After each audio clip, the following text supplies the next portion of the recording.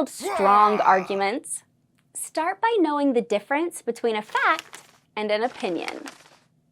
A fact is something that can be proven true. It's based on evidence, numbers, or observations. For example, dogs have more smell receptors than cats. That's a measurable, proven fact. An opinion is what someone thinks or feels. It can't be proven true or false. Like, dogs are better pets than cats. That's a personal belief, not a fact. In debate, facts support your opinion and make it more convincing. Saying, "I think dogs are better," is okay. But if you add, "because studies show dogs can detect medical conditions in humans," now you're building a strong factual case. Be careful not to confuse the two. Just because something sounds strong doesn't make it a fact.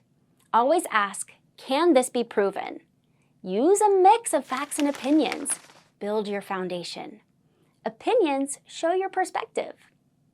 Want to become a more powerful speaker? Learn to separate fact from opinion and use both wisely.